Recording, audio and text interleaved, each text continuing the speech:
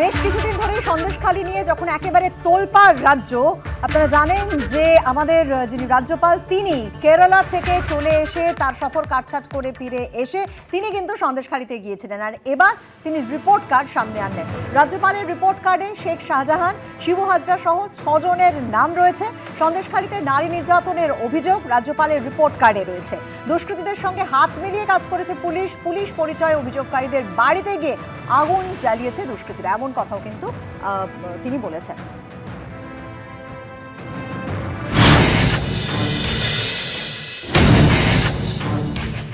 This report card is a report card to the people of Bengal. Based on the response which I receive on this, I will formulate my directives to the government. First step, according to me, is a report to the people of Bengal, then the report to the government of Bengal, then the report to the government of India. Please give me some time. Decency demands that I give my views to the government formally, which today, at the stroke of midnight today, my directives to the government under Article 175(2) of the Constitution will go. Then I will respond to that. অব্র কিসের ভিত্তিতে বলছেন রাজ্যপাল? আমি বলছি তৃণমূল বলছে পুরো BJP CPM যা যা সাজিয়ে দিয়েছে, যা যা বলেছে সেই রিপোর্ট কার্ড হিসেবে রাজ্যপাল পেশ করছেন। দেখুন, আমার দৃঢ় বিশ্বাস যে মানুষ যদি এই শিবু হাজরা, শাহজাহান এদেরকে খুঁজে পায় তাহলে তাদের গলায় জুতোর মালা পরিয়ে দেবে এবং কপালে একটা কয়লার টিপ পরিয়ে দেবে। কিন্তু আমরা অপেক্ষা করছি যে পশ্চিমবঙ্গ পুলিশ ফোর্স, আমি আবার বলছি পুলিশ ফোর্স, পুলিশ নয় কিন্তু পুলিশ ফোর্স কবে এই ধরনের 2 পয়সার ফুটোমস্তানদের ধরবে এবং গলায় একটা গাঁদা ফুলের মালা পরিয়ে দেবে আর তারপর ধূপধুনা দিয়ে এদেরকে বরণ করে নিয়ে বলবে এরা হচ্ছে আবার যাবে সন্দেশখালীতে। শুভেন্দু অধিকারী যাচ্ছেন তো। আমরা কিন্তু বারংবার বলছি যে এই প্রাতিষ্ঠানিকভাবে যে হ্যারাস করা হচ্ছে, মহিলাদেরকে নির্যাতন করা হচ্ছে, এটা বন্ধ হওয়া দরকার। দুঃখের বিষয়টা হচ্ছে বিরোধী দল হিসেবে আমরা তো লড়াই করছি, কিন্তু রাজ্য পুলিশ প্রশাসন পুরোপুরি নির্বিকার না, ভেঙে পড়েছে। এলাকায় যাওয়ার ফলে এলাকা আরো বেশি উত্তপ্ত হয়ে উঠছে, যে অভিযোগ শাসক দল বারবার করছে।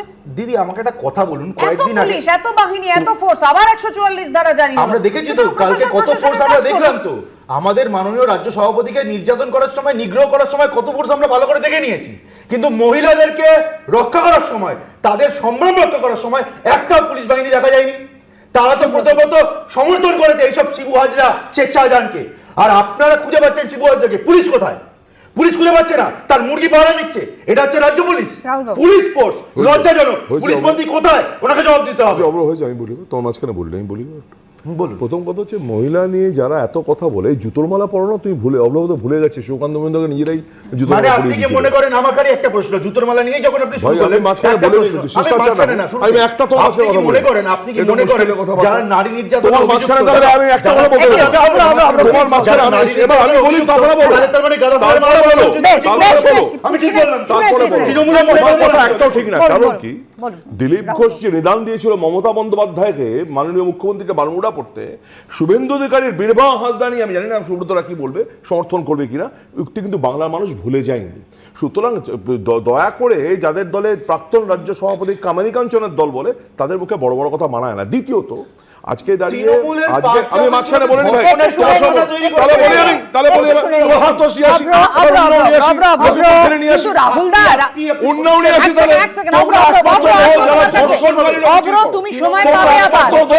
যারা ধর্ষণকারী মিছিল করো, উত্তরপ্রদেশ, হরিয়ানা, মধ্যপ্রদেশ, সবচেয়ে বেশি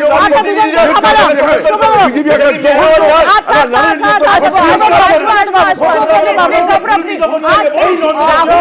উত্তরপ্রদেশ, মণিপুরের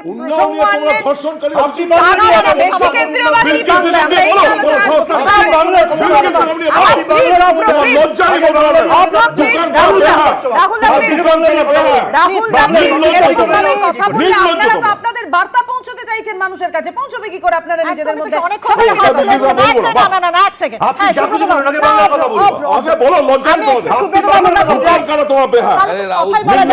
আচ্ছা দুজনে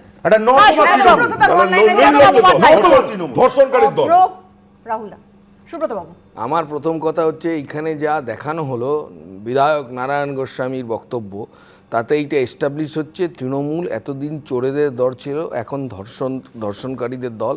তার ধারক বাহক নারায়ণ গোস্বামী, তাদের নেতা মমতা বন্দ্যোপাধ্যায়, তাদের সেনাপতি অভিষেক বন্দ্যোপাধ্যায়। প্রথম হ্যাঁ, কিন্তু কথা এই হচ্ছে, অভিযোগ তো উঠছে, আপনাদের কাছে যদি এই অভিযোগ থাকতো তাহলে আপনারা কেন পুলিশে জমা দেননি? আসল কথা, সেটাও তো তৃণমূল পুলিশের বলছে। কাছে রাজনৈতিক দল অভিযোগ জানাবে কি? সাধারণ না, না, মানুষ। নিরাপদ বাবুকে এর আগে পুলিশের কাছে গেছিল আমি বলছি সন্দেশখালীর এই নিরাপদ ঘটনা নিয়ে বাবু, প্রত্যক্ষ সেখানে আপনি হচ্ছে। শুনুন না, নিরাপদ বাবু 2016 থেকে ওখানে থাকতে পারে না তৃণমূল কংগ্রেস এবং পুলিশের অত্যাচারের জন্য।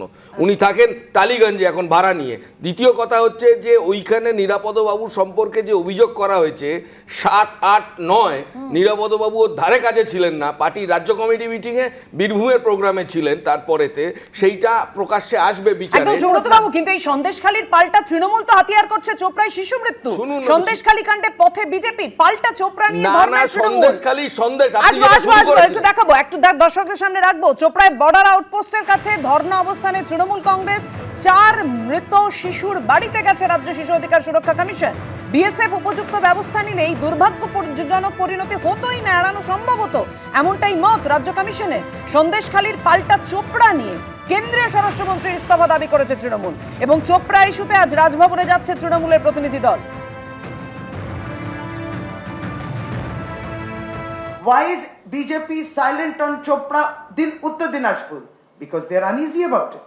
They are uneasy about the BSP, the Border Security Force negligence. They are uneasy about it. Choprate keno jayni Jatiyo Shishu Surakha Commission এবং এইটা মাননীয় স্বরাষ্ট্র মন্ত্রকের কেন দৃষ্টি আকর্ষণ করা হচ্ছে না? কেন এরকম হবে যে এই বিষয় নিয়ে বিএসএফ কে তলব করা হবে না, বিএসএফ এর কাছে জবাব চাওয়া হবে না? কেন স্বরাষ্ট্র মন্ত্রক, স্বরাষ্ট্রমন্ত্রী এই বিষয় নিয়ে চুপ রয়েছে? আমি এখানে অব্রর কাছে আসবো।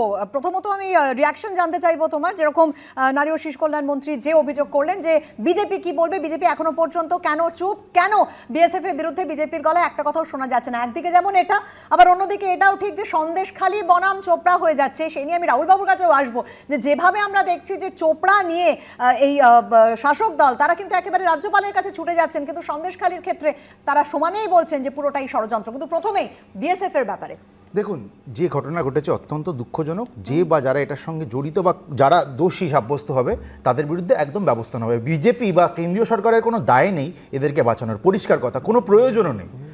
পুরো ঘটনাটা দুঃখজনক, কিন্তু বিষয়টা হচ্ছে একটা হয়েছে তাই আরেকটাকে আমি ডাউন প্লে করে যাব, এটা কি কখনো হতে পারে কোনো সভ্য সমাজে? আপনি বলুন। একটা হচ্ছে 4 জন শিশু মারা গেছে, অত্যন্ত দুঃখজনক, আমি আবার বলছি, কিন্তু প্রাতিষ্ঠানিকভাবে সিস্টেমিক ভায়োলেন্স নামিয়ে এনে মহিলাদেরকে রাতের বেলা যা খুশি তাই করে তুলে নিয়ে গিয়ে এরা পার্টি অফিসে ধর্ষণ করেছে, দিনের পর দিন নিগ্রহ করেছে। দুটো কি ইকুয়েট করা যায়? ওটাও যদি ভুল হয়, এটা কিন্তু 1000 গুণ ভুল। বিএসএফ এর বিরুদ্ধেও সেই ধরনের কিছু অভিযোগ তৃণমূলের তরফ থেকে আনা হচ্ছে। যদি এরকম ধরনের কিছু হয়ে থাকে তার বিরুদ্ধে নারী যা ব্যবস্থা নির্যাতনের নেওয়া অভিযোগ। হবে, কোনো লোকানোর ব্যাপার নেই, কোনো কাউকে আড়াল করার দরকার নেই। কিন্তু আমি আরেকটা জিনিস একটু তুলে ধরতে চাই দিদি। গতকাল রাতে national commission for women x হ্যান্ডেলে টুইট করে ক্ল্যারিফাই করেছে এবং তারা অফিসিয়ালি কিন্তু বলে দিয়েছে যে রাজ্য পুলিশ সন্দেশখালীর মহিলাদের যারা নির্যাতিত হয়েছেন তাদের বাড়িতে গিয়ে গিয়ে তাদেরকে ভয় দেখাচ্ছে তারা যেন ওপেনে না এসে তারা যেন কোনো ধরনের অভিযোগ না করে। এটা বিজেপির কথা নয়, ন্যাশনাল কমিশন ফর উইমেন। আর আপনি এই যে শশী পাজার কথা বললেন দিদি, ইনি কালকে যে প্রেস করেছেন আর তার সঙ্গে আরো কয়টা কথা বলেছেন। বিএসএফ দায়িত্ব এড়াতে পারে? তুমি একদম অনলাইনে আমি বলছি, আমাকে একটু 5 সেকেন্ড সময় দিন। না, না, এই মহিলা একটা কথা বলেছেন শশী পাজা, উনি বলেছেন জাতীয় আজকে দাঁড়িয়ে শিশু মৃত্যু নিয়ে কোনো কথা বলা যাবে না। শিশু মৃত্যু নিয়ে কথা বলা যাবে না। আপনারা বলুন আজকে BSF যা ইচ্ছা তাই দুটো করবে। ক্ষেত্রে এই ঘটনা, চোপড়ার ঘটনা, যত হাজার এর তদন্ত হওয়া উচিত। গল্প শুনতে হবে। রাহুল দা, হ্যাঁ, প্রথম কথা হচ্ছে যে শিশু মৃত্যু যদি কোনো ঘটনাই নয় ওদের কাছে, আজকে দাঁড়িয়ে যেভাবে ওখানে একটা নিকাশি ব্যবস্থা করা হলো, কাউকে সচেতন করা হলো না, কাউকে বলা হলো না, গ্রামবাসীদের পর্যন্ত সচেতন করা না করে 4টে শিশু তার মৃত্যুর দায় কে নেবে? কে নেবে তার দায়? আজকে দাঁড়িয়ে রাজ্যপাল তো যাওয়া উচিত ওখানে। আজকে দাঁড়িয়ে রাজ্যপালের একটা বিজেপি নেতার বিরুদ্ধে তৃণমূলের বিরোধী দলনেতা বড় বড় কথা বলছে। আমি আসবো, কিন্তু আমি মহানন্দাদির কাছে একটা জায়গায় আসতে চাইছি। এই যে ঘটনা চোপড়ায় ঘটলো, অত্যন্ত দুঃখজনক, মর্মান্তিক, 4টি শিশুর মৃত্যু হলো, কিন্তু তার সঙ্গে বিএসএফ এর জওয়ানদের বিরুদ্ধে আরেকটা যে অভিযোগ তৃণমূলের তরফ থেকে বা সরকারের তরফ থেকে তোলা হলো তা হচ্ছে নারী নির্যাতনের। এই দুটোকে কি করে মেলানো হলো, মানে এই নিয়ে কিন্তু একটা প্রশ্ন আমার মনে হয় সব সাধারণ মানুষের মনেই উঠেছে। তাহলে কি সন্দেশখালীর ঘটনাটা ঘটার জন্যই এই প্রসঙ্গটাও সামনে এলো? এবং আমি একটা আরেকটা প্রসঙ্গ আনবো, নারী নির্যাতন যদি সেক্ষেত্রে হয় তাহলে সন্দেশখালীর ক্ষেত্রে সেটা মিথ্যে কেন? হ্যাঁ, প্রথমত সব কিছুর সঙ্গে নারী নির্যাতন বলো, শিশু মৃত্যু বলো, অত্যন্ত দুর্ভাগ্যজনক এই কারণে যে প্রশাসনের দায়িত্ব কিন্তু মানুষকে রক্ষা করা, রাজধর্ম হচ্ছে মানুষের সুরক্ষা, সেখানে নারী পুরুষ শিশু নির্বিশেষে। এবং এই যে ঘটনাগুলো কম্পেয়ার করা হচ্ছে না, তাতে কি করা হচ্ছে যে একটা ঘটনাকে লঘু করে দেওয়ার চেষ্টা হচ্ছে। সন্দেশখালী সম্বন্ধে এত আলোচনা হচ্ছে, তখন সঙ্গে সঙ্গে একটা চোপড়ার ঘটনা নিয়ে সেটাকে কম্পেয়ার করা হচ্ছে। কম্পেয়ার করার তো কোনো জায়গা নেই, দুটোই সমান অপরাধ, এইটা মনে রাখতে হবে। একটা ছোট কথা বলি, যে সিপিআইএমকে অনেক সমালোচনা করা হয়, সিপিআইএম 34 বছরের শেষের দিকে যে ভুলগুলো করেছে, আজকে তৃণমূল কংগ্রেস কিন্তু 14 বছরেই সেই ভুলগুলো করছে, এটা তাদের মাথায় রাখতে হবে এবং শিক্ষা দিতে হবে। সেকেন্ড পয়েন্ট, ছোট্ট কথা বলি, যে এত যে প্রকল্প পশ্চিমবঙ্গ সরকার করেছে, সত্যি তার জন্য সাধুবাদ জানাচ্ছি মহিলাদের জন্য। সন্দেশখালীতে গিয়ে বলেছে যে এখানে মা মাটি মানুষের এত প্রকল্প, কোনো রকম সম্মানহানি হয় না, মেয়েদের সম্মানহানি হয় না এই বাংলায়। পশ্চিমবঙ্গে নারী পাচার এবং এগুলো সিরিয়াস ইস্যু, কিন্তু নাবালিকা বিবাহে ভারতবর্ষের উপরের দিকে রয়েছে এগুলো। তার মানে কি, এতে প্রমাণ হয় যে নারীদের অ্যাকচুয়ালি কিন্তু কোনো আপলিফমেন্ট হচ্ছে না। এটা সরকারকেই বুঝতে হবে, মাননীয় মুখ্যমন্ত্রীকেই বুঝতে হবে। আমরা চলে আসি আমাদের পরের প্রসঙ্গে, যেটা অবশ্য ভীষণভাবে এই যে একের পর এক ঘটনা ঘটছে তার সঙ্গে রিলেটেড। তার কারণ বিরোধীরা বারবার এই বঙ্গে যে আইন শৃঙ্খলা তা নিয়ে প্রশ্ন তুলেছেন, অনেকে 356-র কথা বলেছেন। আর এবার যেটা দেখা যাচ্ছে যে 2024-এ লোকসভা ভোট, তার আগে কেন্দ্রীয় বাহিনী এবং সেই কেন্দ্রীয় বাহিনী চাওয়াতে যে দৌড়ে দেখা গেল যে জম্মু কাশ্মীরকেও কিন্তু ছাপিয়ে গেছে বাংলা। লোকসভা ভোটে বাংলার জন্য সবচেয়ে বেশি বাহিনী চাইল কমিশন। বাংলার জন্য 920 কোম্পানি কেন্দ্রীয় বাহিনী চেয়েছে নির্বাচন কমিশন। কেন্দ্রীয় বাহিনী চেয়ে কেন্দ্র স্বরাষ্ট্রমন্ত্রককে চিঠি দিয়েছে নির্বাচন কমিশন।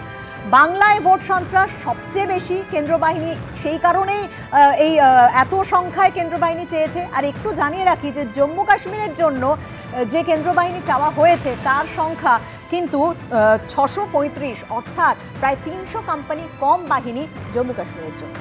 আমি রাহুলদার কাছে আসবো। রাহুলদা, যদি আমি জম্মু কাশ্মীর, উত্তরপ্রদেশ, মণিপুর একটু সাইডে রাখি, পরে আলোচনায় আনি, আমি যদি শুরুতে এটাও দেখি যে গত লোকসভা নির্বাচনে বাংলায় মোতায়েন করা হয়েছিল 740 কোম্পানি কেন্দ্রীয় বাহিনী। আপনারাই বলেছেন যে 740 কোম্পানি কেন্দ্রীয় বাহিনী, বারবার কেন্দ্রীয় বাহিনী এনেও তো মানুষ আপনাদের ভোট দিয়েছে, আপনারা সেই জনাদেশে এতবার ক্ষমতায় এসেছেন এবং সেটা রুখতে পারেনি বিরোধীরা, সেটা রুখতে পারেনি বিজেপি কেন্দ্রীয় বাহিনী এনেও। তাই বলে এত কেন্দ্রীয় বাহিনী দিয়ে ভোট প্রায় 200 বেশি আরো না। আমার যেটা বক্তব্য সেটা হচ্ছে, দেখো, প্রথম কথা হচ্ছে যে তুমি এই মুহূর্তে মণিপুরের নাম তুললে, রাষ্ট্রপতি শাসনের কথা যে বলা হচ্ছে, 356 কথা বলা হচ্ছে, 356 আমি বলি, তোমাকে বলি, মণিপুরে দাঁড়িয়ে মণিপুর যখন জ্বলে তখন সেখানে 356 কোনো প্রয়োজন মনে করে না কেন্দ্রীয় বাহিনী। আজকে দাঁড়িয়ে যতবার তুমি যে কথাটা বললে 2021-এর বিধানসভা নির্বাচনের সময় এখানে মহামারী ছিল, আমরা বলেছিলাম যত কম ফেজে করা যায় তত ভালো। সেখানে 8 দফার নির্বাচন টেনে দিয়েছিল এরা, যাতে আরো বেশি ইনফেকশন ছড়িয়ে পড়ে। তারপরেও কেন্দ্রীয় বাহিনী দিয়েও বাংলার মানুষকে কিন্তু তার গণতান্ত্রিক অধিকার প্রয়োগ থেকে বঞ্চিত করা যায়নি বা আমাদের সেখানে পরাজিত করা যায়নি। এবং না, তার মানে কি, তোমার মনে নিতে হবে যে কেন্দ্র সরকারের কাছে বাংলাকে কি করে উপদ্রুত অঞ্চল ঘোষণা করা যায়, বাংলা ল এন্ড অর্ডার নেই, এটা কি করে ঘোষণা করা যায়, এটাই ওদের একমাত্র লক্ষ্য। কারণ ওরা সুস্থ গণতন্ত্র বিশ্বাস করে না। এর সঙ্গে একটা জিনিস অ্যাড করে দিচ্ছি অভ্রর কাছে যাওয়ার আগে, সেটা হচ্ছে যে আমরা এটাও দেখেছি যে অন্যান্য রাজ্যে বিধানসভা নির্বাচন হয়, তাতে কিন্তু এইভাবে সন্ত্রাসের ছবি সামনে আসে না যেটা আমাদের বাংলায় হয়, এবং তাতে কিন্তু যথেষ্ট মাথা হেঁট হয় বাংলার। অভ্র, দেখুন, বড় বড় কথা তৃণমূল প্রতিনিধি বলতে পারেন, খুব ভালো কথা, কিন্তু আমাদের তো এটা ভুলে গেলে চলবে না। কয়েক মাস আগের কথা, একটা সামান্য পঞ্চায়েত ইলেকশনে প্রায় 60 জনের মতো প্রাণ হারিয়েছিলেন। বাংলা রক্তক্ষরণ দেখেছে দিনের পর দিন। এই পলিটিক্যাল ভায়োলেন্স কালচার পশ্চিম বাংলায় রয়েছে। রিসেন্ট কি দেখলাম, শিবু হাজার মতো 2 পয়সার ফুটো বস্তানে পুলিশ প্রশাসন কিছু আছে, আবার রক্ত ছড়াবে তৃণমূল। এত যদি জনসমর্থন থাকতো ব্যালট গিলতে হতো না। এরা তো ওই নিদর্শনে রেখেছে। বামরা লজ্জাজনক, নির্লজ্জ, বামদের পার্টি ভোট অফিসগুলোতে রামে দিয়ে ধর্ষণের কারখানা বানিয়েছে এই তৃণমূল। আমি সুব্রতদার কাছে আসবো। সুব্রতদা, বাংলার চেয়ে প্রায় 300 কোম্পানি কম বাহিনী জম্মু কাশ্মীরের জন্য, আর বাংলার জন্য 920 কোম্পানি। আপনার কি মনে হয় এত বেশি বাহিনী বাংলার জন্য কতটা প্রয়োজন, কেন প্রয়োজন? আমি প্রথম বলি যে এই কিছুদিন আগে বাংলাদেশে একটা ভোট হয়েছে, সেই ভোট যখন অ্যানাউন্সড হয়েছে, নির্বাচন কমিশনার ওখানে উনি প্রেস কনফারেন্স, ইন্টারন্যাশনাল ডেলিগেটদের সামনে প্রেস কনফারেন্স করে বলেছিলেন আমাদের লক্ষ্য একটাও ব্লাডশেড যাতে না হয়। পাশে পশ্চিমবাংলায় আমাদের পঞ্চায়েত প্রতিনিধি ভোটে ছিল, সরাসরি আপনারা দেখেছেন যে 60 জন মারা গেছে, এটা আমরা চাই না। তা বুঝুন পশ্চিমবাংলার বিজ্ঞাপন আন্তর্জাতিকভাবে।